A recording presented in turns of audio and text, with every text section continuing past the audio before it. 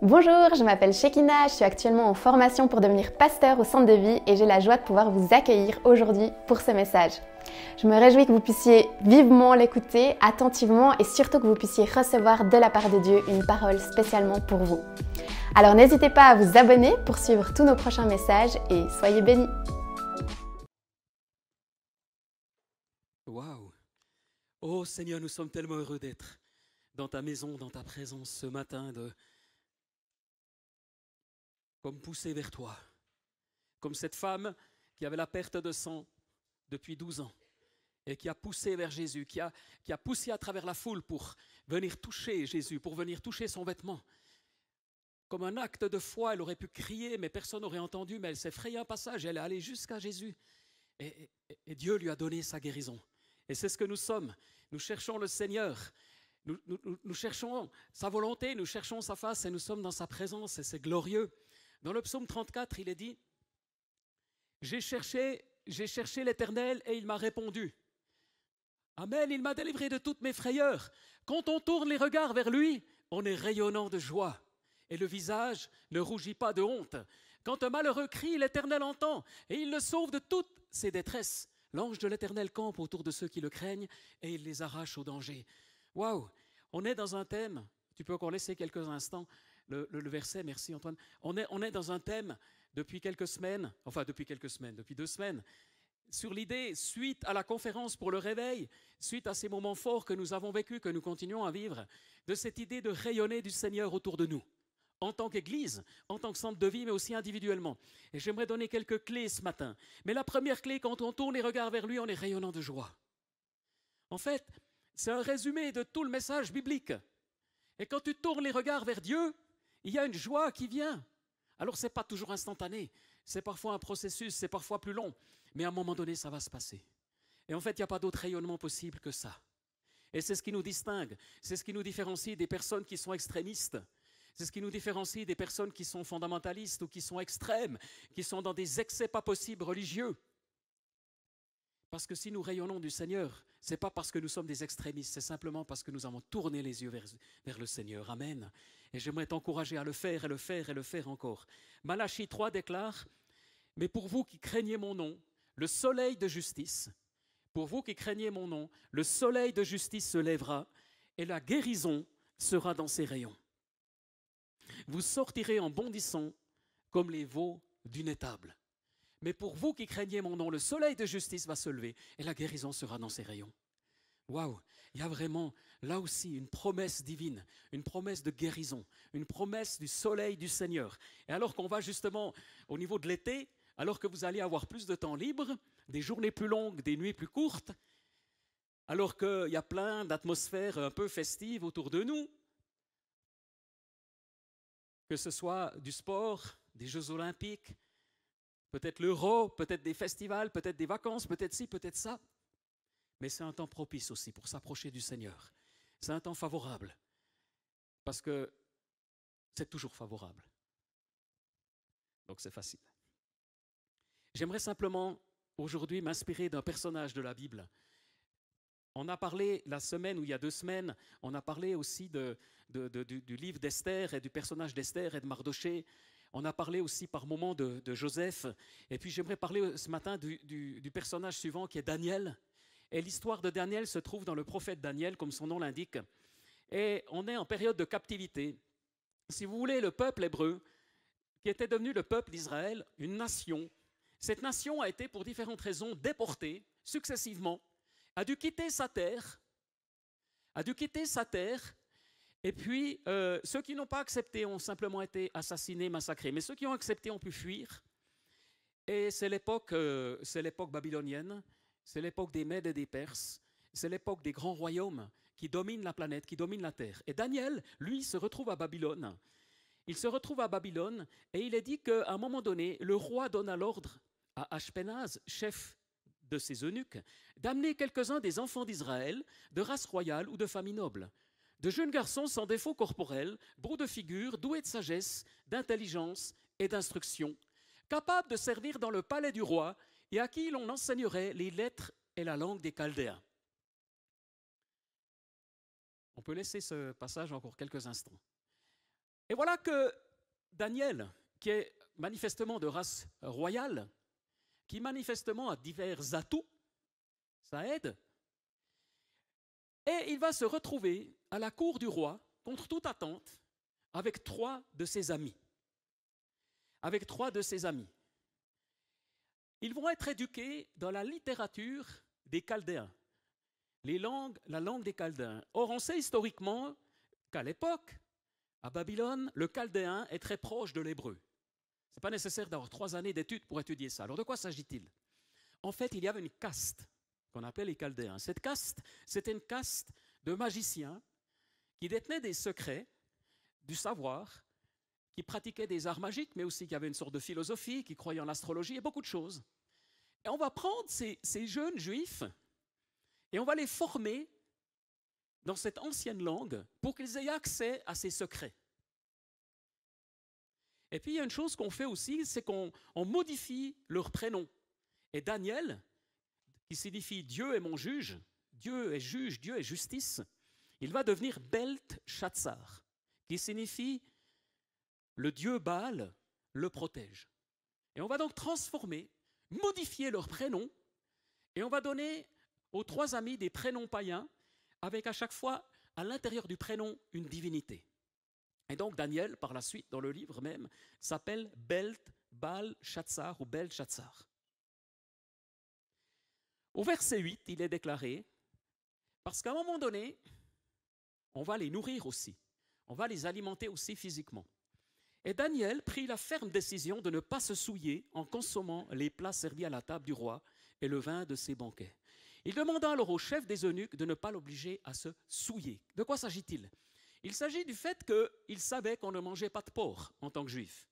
Mais il y avait aussi d'autres animaux qui étaient interdits. Et il veut se soumettre à la loi divine, à ce que ses parents lui ont enseigné. En fait, l'extérieur a changé, les vêtements ont changé, la langue même doit être adaptée, son prénom change, mais dans son cœur, son ADN ne change pas.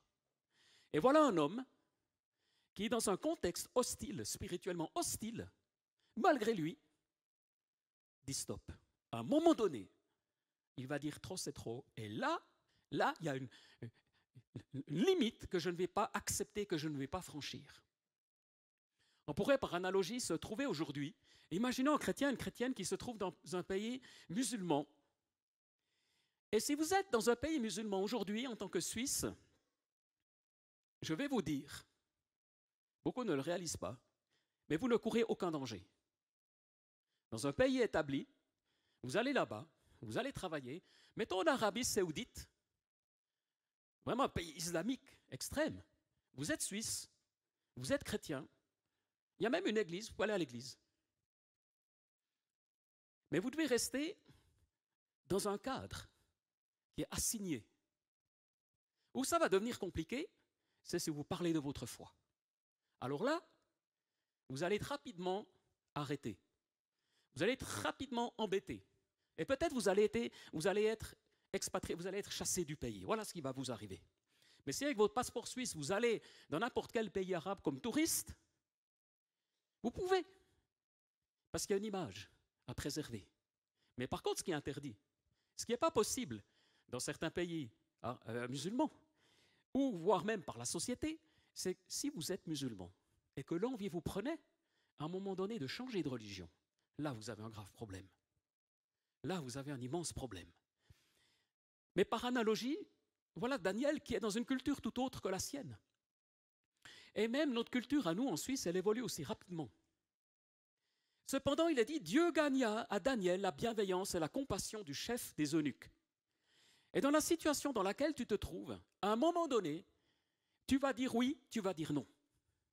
Et c'est là que j'aimerais parler du rayonnement du Seigneur à travers nous, à l'école, à l'université, sur nos lieux de travail, dans les hôpitaux, dans les entreprises. Absolument partout viendra le moment où tu vas être défié par rapport à ta foi. Parce que tu n'habites plus un pays chrétien comme ça. Il y a quelque chose de chrétien qui reste en Suisse, mais nous sommes tous conscients que la spiritualité, elle a totalement changé. Vous pouvez aller à Manor, à la Migros, n'importe où, Vous allez dans le coin librairie et vous allez regarder les livres. Il y a des centaines d'ouvrages de type ésotérique, voire même de magie, de pratiques occultes. Et puis vous trouvez peut-être la Bible, le Coran, mais quasiment aucun ouvrage chrétien, à part peut-être de Jean-Paul II ou de, je sais pas, ou du pape François encore. Mais très, très, très peu. La foi chrétienne a été invincée de la place publique. Et c'est difficile de faire passer des ouvrages, des livres. Ça va être différent aux États-Unis, mais en Suisse, on en est là. On est donc dans un contexte compliqué. Mais Daniel saura poser une limite claire. Mais ce n'est pas un fondamentaliste non plus, ce n'est pas un extrémiste, parce que par exemple, il aurait pu refuser ce prénom, il aurait pu... Mais il a senti où était la limite. Et par exemple, il y a des chrétiens extrémistes qui refusent Noël, de fêter Noël, parce que, disent-ils, c'est une fête païenne à l'origine. Oui, c'est vrai. Mais nous, on fête Noël parce que c'est un moyen de témoigner, parce qu'on ressente Noël sur Jésus. Et puis d'autres refusent de fêter Pâques, ou d'autres, c'est moins fréquent, mais on peut être particulièrement extrême. Et j'ai observé une chose, dans l'histoire de l'Église, dans l'histoire des réveils. On parle ces dernières semaines de réveil. Et ma persuasion profonde, c'est que tout commence par un réveil personnel. Et Dieu est en train de susciter des réveils personnels parmi nous. De quoi s'agit-il? C'est à un moment donné quand tu te dis, mais j'en ai marre de cette vie, j'en ai marre des compromis, j'en ai assez. Je veux, Seigneur, tout te donner.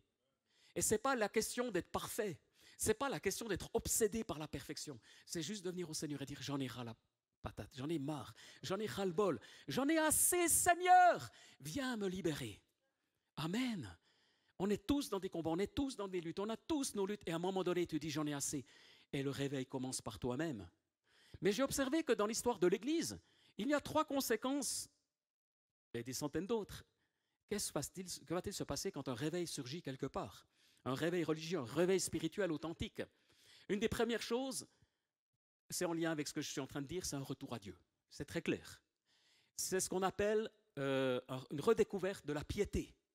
Et les chrétiens qui vivent un réveil, toujours et à chaque fois, on a un retour à la Bible, une redécouverte à travers tous les siècles. Que vous soyez dans n'importe quelle culture, on a toujours un retour à l'Écriture, un retour à la Bible, une soif, une volonté de connaître, de lire la Bible. Lié à ça, évidemment, la prière également. Ça, vous pouvez l'imaginer. Mais si tu veux vivre un réveil personnel, demande à Dieu une soif de sa parole, une envie de sa parole. Moi, je demande ça, mais fréquemment. Parce que sinon, lire la Bible va m'ennuyer comme vous. Parce que j'ai déjà lu les passages, les textes. Et moi qui aime lire, il y a 1000 autres choses à lire. Plein de romans passionnants.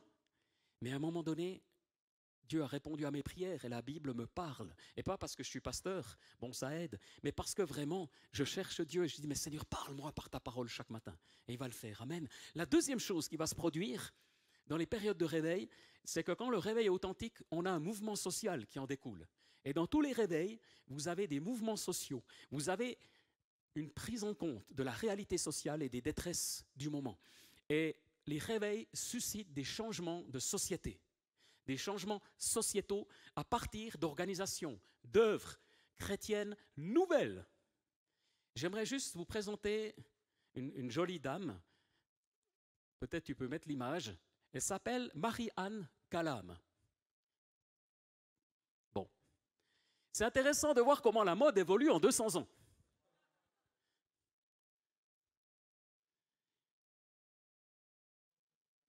Bon. Elle a, voilà, c'est vrai, Claude, elle a le visage allongé, enfin, etc. Marie-Anne Kalam. Ça vous dit quelque chose? Vous avez déjà entendu ce nom? Les Loclois devraient. Parce qu'il y a une rue, étonnamment, qui porte son nom au Locle. Vous savez que les noms de rue féminins sont vraiment rares. On ne trouve pas le nom de rue Charlène Bingono ou Véronique Aubry, mais ça viendra.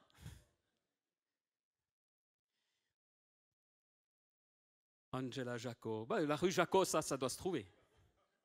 Mais c'est vrai que les noms, mais pourtant ici on a au Locle, et je peux vous dire qu'on peut les compter sur une doigt d'une main, les noms de rue dans le canton de Neuchâtel féminins. C'est comme ça, et certaines féministes se battent pour que ça change, à tort ou à raison, je ne sais pas, mais en tout cas elle a son prénom, enfin même son nom. Et cette femme est une femme de prière. il y a 200 ans, on a un réveil en Suisse romande, on a un réveil aussi dans le canton de Neuchâtel. Et cette femme, de par ses parents déjà, avait un sens social, un sens pour les démunis. Elle n'est pas particulièrement riche, mais quand même, elle a certains biens. Elle réunit des femmes chez elle régulièrement. Et elle a remarqué qu'il y a dans les rues du Locle des enfants errants.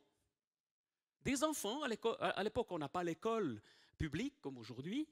On a des enfants, en particulier des jeunes filles, enfin des filles, des ados, qui traînent, on va dire ça comme ça, qui sont dans les rues et qui vont toquer aux portes, pas sonner, mais toquer aux portes, et qui pratiquent la mendicité, qui demandent l'aumône, qui demandent de l'argent.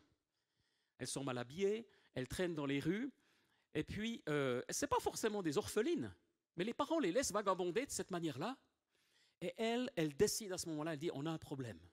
Elle va créer, véritablement avec l'aide du Seigneur et de ses amis, elle va créer une fondation. Ça s'appellera par la suite la Fondation des Bio, qui est encore connue aujourd'hui, 200 ans plus tard. Et puis, elle crée une fondation, elle crée une œuvre pour accueillir ces jeunes filles, ces adolescentes, pour leur permettre d'apprendre un métier. Elle-même, elle était douée, elle dessinait, elle était peintre, elle était très douée. Et puis, avec ses amis, elle crée des ateliers pour ces jeunes filles. Et ainsi, il y en a 20, 30. Alors, vous allez dire, ce n'est pas des centaines, oui, mais le Locle est petit. Et en fait, les gens s'engagent, qui veulent participer à ce projet, à donner 5 centimes. Je crois que c'est 5 centimes par mois. Donc, vous donnez 5 centimes par mois et l'œuvre va démarrer.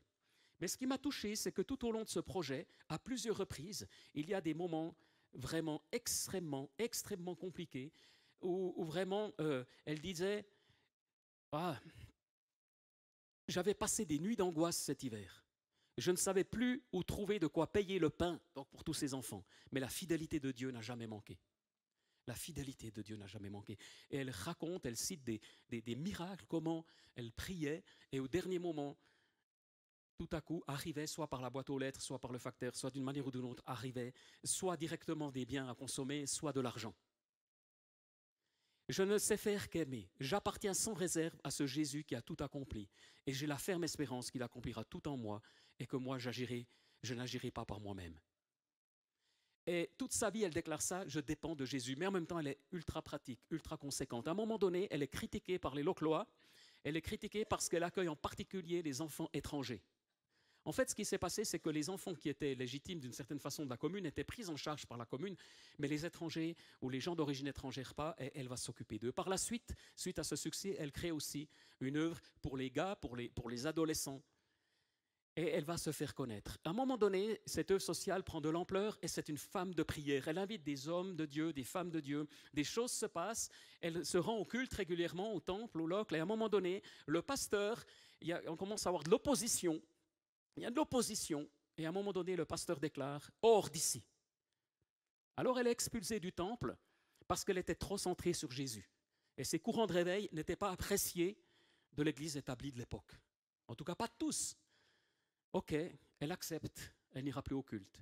Mais les gens de sa fondation continuent à y aller.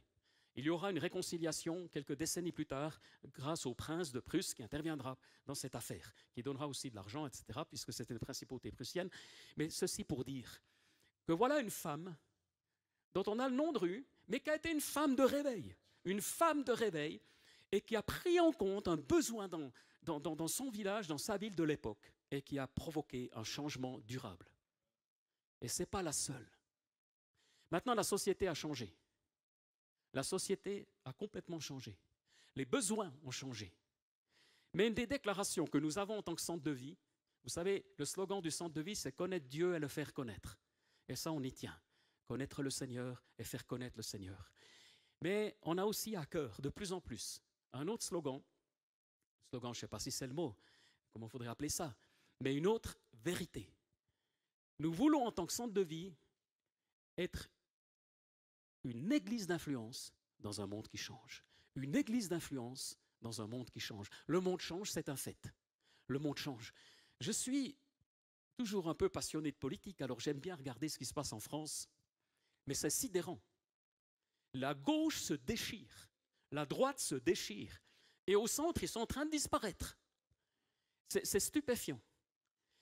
Et puis autour de nous, On a eu la pandémie, la guerre en Ukraine, et puis on a les manifestations pro-palestiniennes, et puis on a ces otages juifs toujours emprisonnés. On sent dans la société d'aujourd'hui, y compris en Suisse, on sent une atmosphère d'anxiété. On sent une atmosphère, comment dire, quelque part de crainte face à l'avenir. Et c'est légitime. On n'est pas en guerre, on a le plein emploi. Même en France, ils ont un taux d'emploi élevé. Mais le peuple va mal, la société va mal, et tous les politiciens vous disent la France est au bord du précipice. Comme disait un politicien, faisons un grand pas en avant. Enfin non. Mais quand même, il y a ce sentiment d'urgence qui est moins peut-être marqué en Suisse. On a l'impression d'être encore protégé. Mais d'une certaine façon, ce sont des périodes que Dieu donne et l'ouverture spirituelle est plus grande que jamais.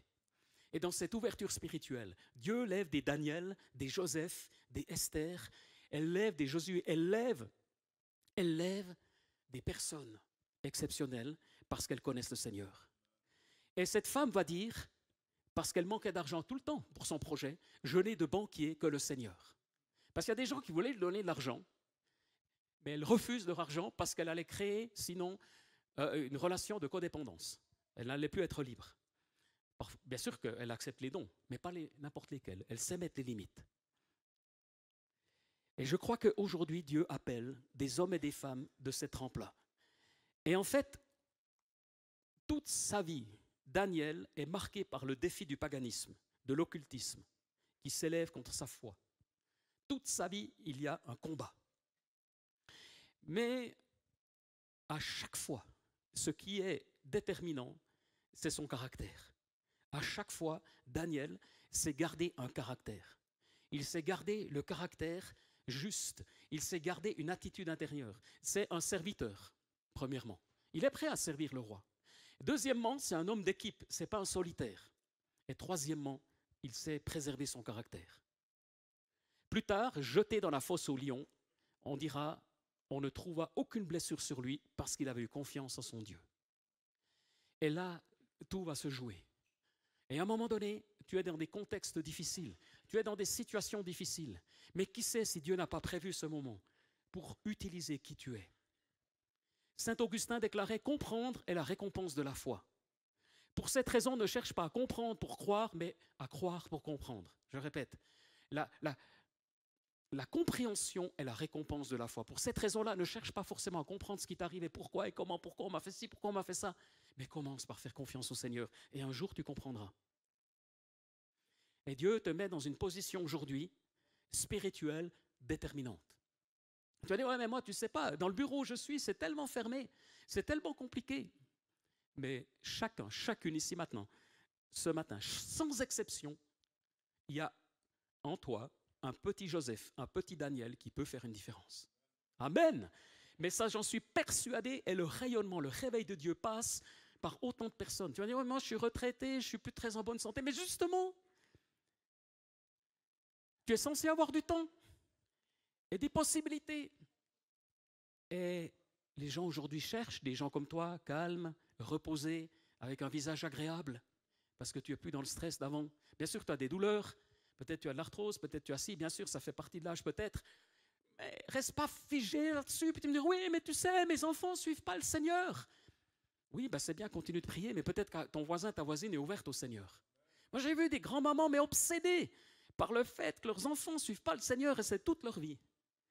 Puis j'avais envie de leur dire, à un moment donné, tu as envie de leur dire, ben c'est bien, prie, mais après, dépose-le, et puis là, à côté, juste à ta porte, il y a un terrain ouvert, il y a un terrain fertile, et tes enfants, Dieu va en prendre soin aussi, il va agir. Mais nous sommes des fils et des enfants du roi, et nous voulons rayonner du Seigneur, parce que nous regardons à lui, et nous voulons agir là où nous sommes. Et que le Seigneur va t'inspirer maintenant des paroles, il va t'inspirer du savoir-faire. Et on parlait de l'épisode de l'histoire de Joseph avec Bertrand tout à l'heure, et ce qui m'a frappé, vous connaissez peut-être, j'espère, l'histoire de Joseph qui est fascinante dans l'Ancien Testament, cet homme qui a été au fond d'une prison, qui a été maltraité par sa famille, par ses frères, mais cruellement rejeté, victime à plusieurs reprises dans sa vie. Mais le plan de Dieu se réalise. Et à la fin de sa vie, il entre enfin dans l'appel divin parce que Dieu a tout préparé. Il a changé le cœur des Égyptiens. On a attaché ses pieds avec des chaînes, c'est le psaume 105. On a enserré son cou dans du fer, jusqu'au moment où est arrivé ce qu'il avait annoncé et où la parole de Dieu l'a justifié. Voilà un homme prisonnier, jusqu'au moment, pas plus long, jusqu'au moment où Dieu a dit stop, maintenant tu entres dans la nouvelle étape.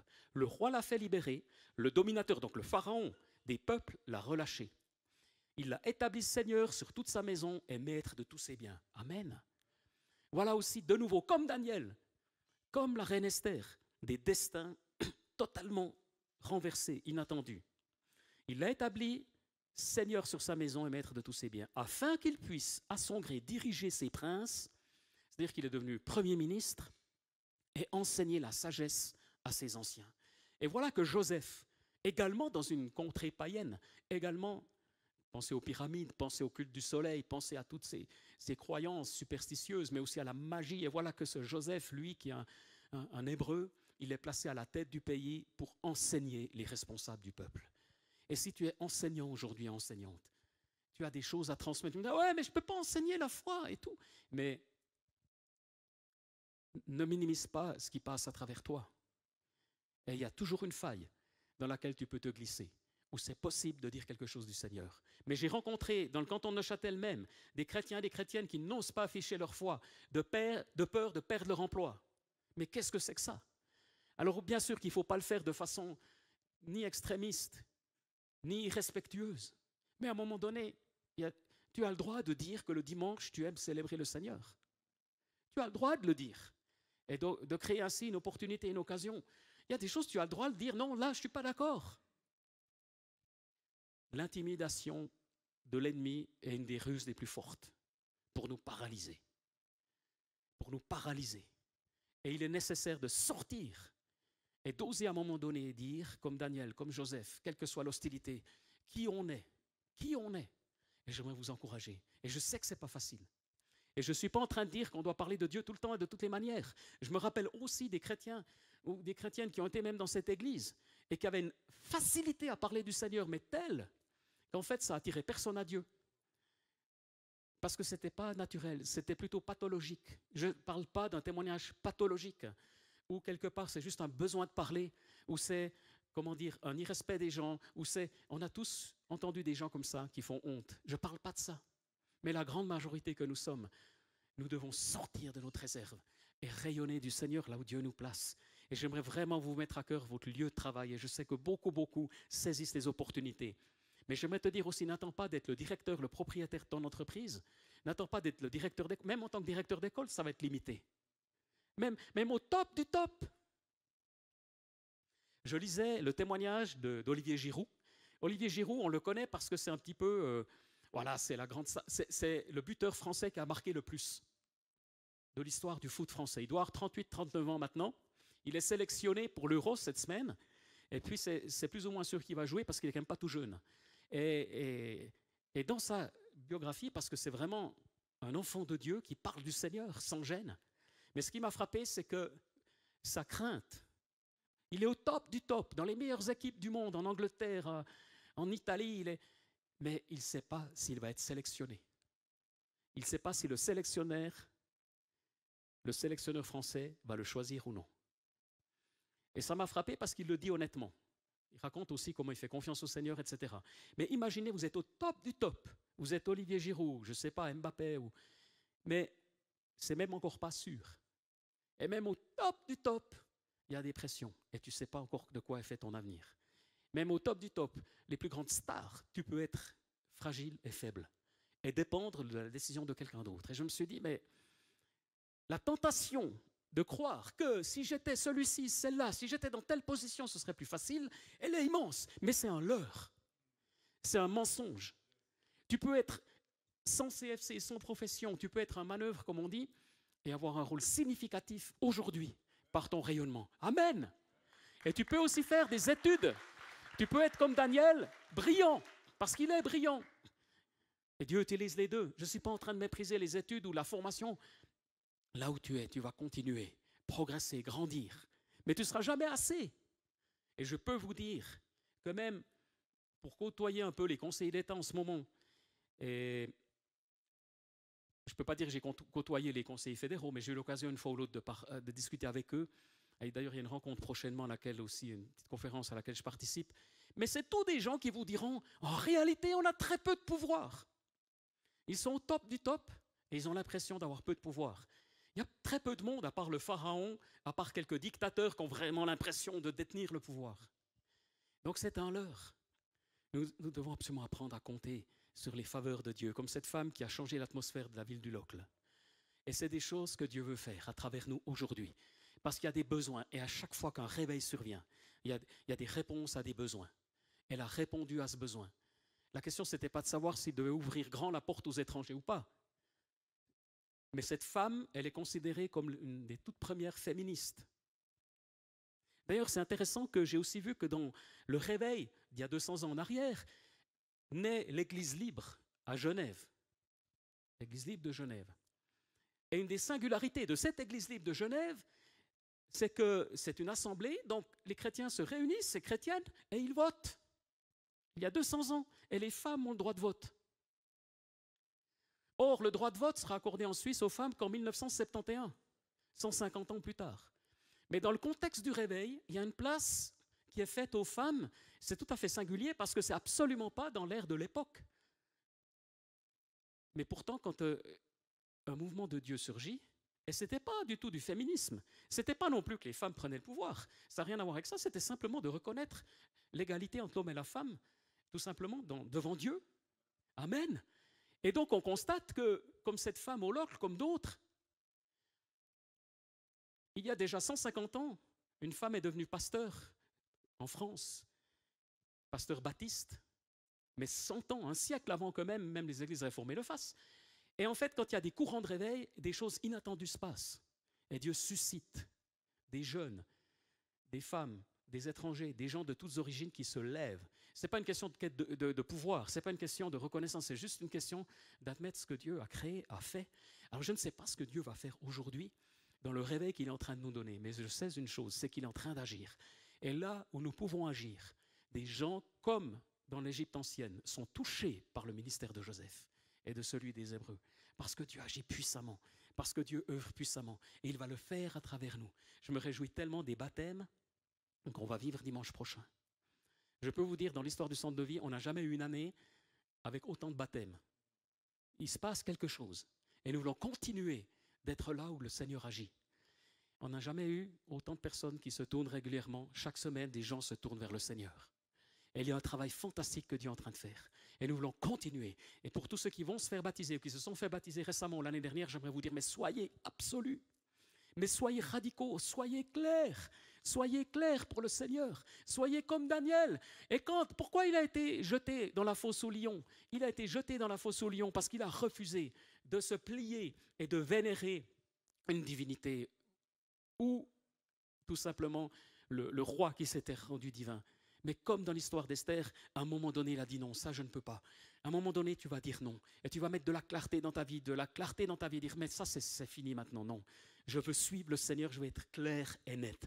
Et il y a des choix à faire dans ton cœur aujourd'hui, des choix pour lui, des choses auxquelles tu vas renoncer, des habitudes auxquelles tu vas renoncer, des addictions que tu vas déposer au pied du Seigneur. Et lui, par le Saint-Esprit, va t'aider à en sortir rapidement ou progressivement, instantanément, ou dans la durée. Mais Dieu va agir parce que tu auras dit, mais Seigneur, je veux maintenant que ma vie change, je veux être à fond pour toi. Il y a 30 ans, on vivait un réveil à Bienne. Et je peux vraiment dire que c'est un réveil. Il y avait une centaine de jeunes qui se réunissaient de plusieurs églises. On a vécu un réveil. Et de ce réveil sont issus beaucoup de ministères. Mais je vois aussi 30 années plus tard qui est resté dans la foi et ceux qui ont lâché. Et je peux dire que ceux qui ont lâché avaient de bonnes excuses. Oh, j'avais plus d'amis avant.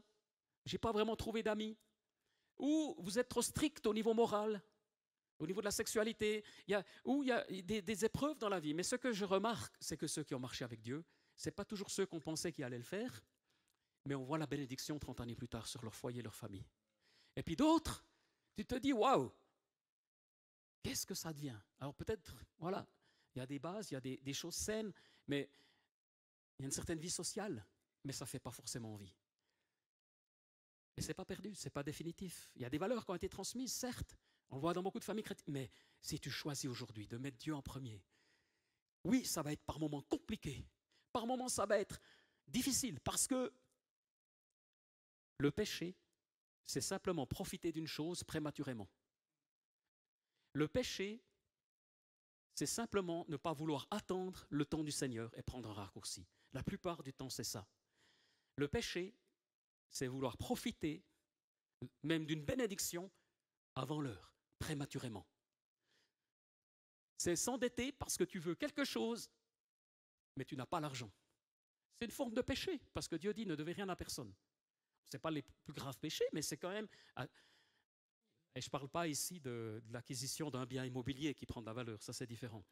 Mais quand on veut absolument posséder quelque chose par convoitise, et tout le domaine de la sexualité aussi est lié à ça. Le don que Dieu a fait merveilleux de la sexualité. Mais on veut court-circuiter, on veut prendre des raccourcis. Et après, la bénédiction divine n'est pas là. De même dans les finances, dans tous les domaines, à chaque fois. Alors le Seigneur veut que nous soyons radicaux et clairs. Et nous prions à l'heure actuelle, on prie vraiment pour des conversions profondes. Que ceux qui passent par les eaux du baptême soient vraiment des personnes qui ont décidé de suivre Jésus de tout leur cœur. Que ceux qui viennent à l'église, comme vous et moi, nous choisissions de le suivre de tout notre cœur. Et pas seulement par habitude religieuse ou pour goûter un petit peu, pour essayer d'attirer quelque chose de Dieu. Non, mais vraiment d'être clair. J'aimerais t'inviter à être vraiment clair ce matin pour le Seigneur. Mais clair comme jamais. Quels que soient tes moments d'épreuve, de maladie, de finances difficiles, mais sois clair. Amen. Oh, j'ai à cœur de prier avec vous. Et que tous ceux qui auraient envie d'être plus clairs, qu'ils ne l'ont été jusqu'à aujourd'hui, puissent en particulier se lever, puissent répondre à l'appel de Dieu, puissent dire, mais ça suffit, maintenant je veux être clair. Et on a à cœur aussi. On peut tous se lever, puis on va prendre un chant d'adoration. Alléluia.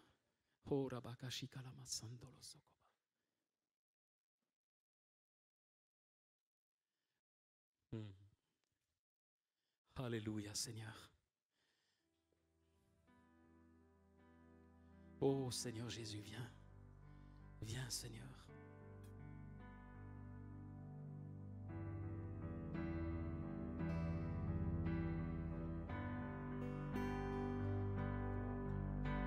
Alors s'il y a quelqu'un ce matin qui veut être hyper clair pour le Seigneur, s'il y a quelqu'un ce matin qui veut choisir de sortir de la confusion,